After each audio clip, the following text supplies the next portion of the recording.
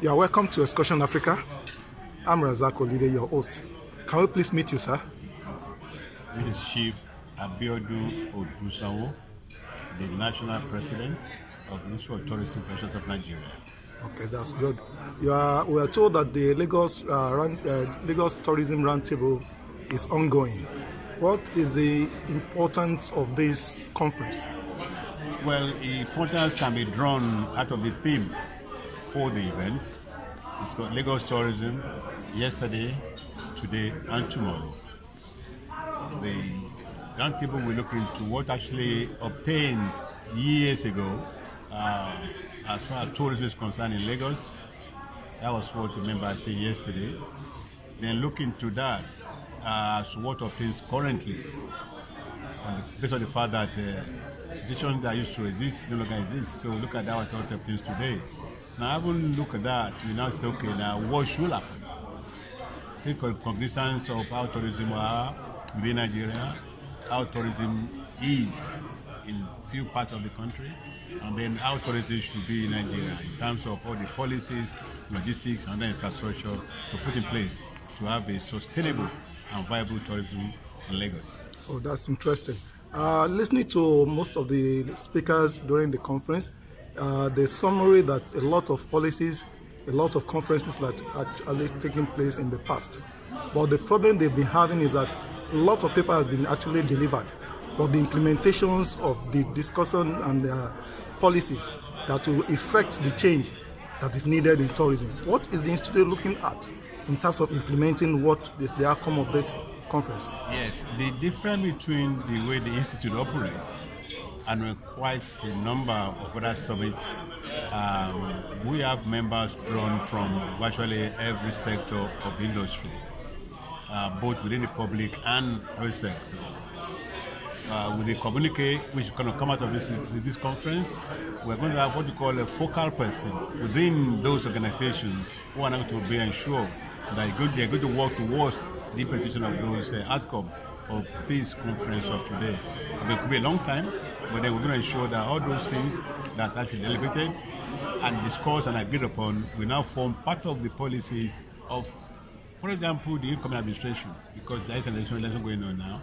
This will be available to the current government of the state, this is available to the ministry and other parastatals within that, and also with the private sector to ensure that we all collectively play our own part and ensure that we have a better tourism in Lagos State. Oh, that's interesting. What effect is the Institute taking in terms of presentation of the policy at the parliamentary level, at the Federation? Well, and you know, I'm the national president, I'm based in Abuja. We have members throughout the Federation. In fact, the largest number of members of the Institute are in Abuja. We have members from virtually every organization within them.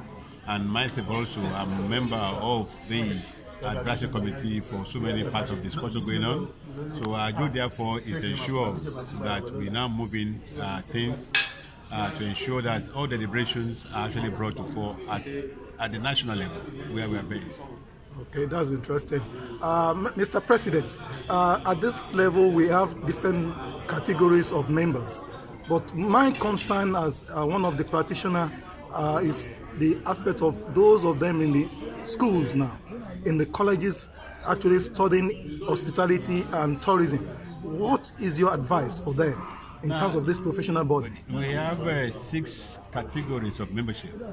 We start from students. Then the students now move on to licentiate move to associate members, and then fellows. So we have categories that reflect the status of students and members within the industry. It's a kind of progression we have in there to accommodate virtually all those into tourism and those who are actually in tourism.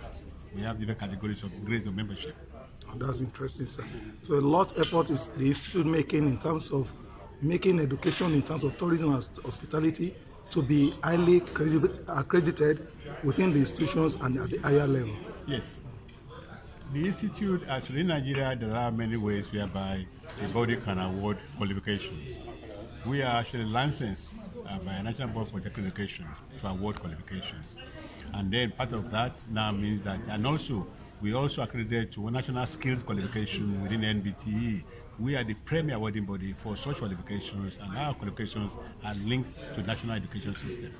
That's interesting. So that means those that are qualified as members of the institute, they are practitioners and highly qualified and recognized in Nigeria and also internationally. Certainly, because we are actually licensed as an awarding body by an agent of government, the National Board for Technical Education. It is the same body that licenses anything outside the university system. We are licensed by them to actually award qualifications which range from level 1 to level 9 of National Skill Qualification Framework, which level 9 is actually up to even to PhD.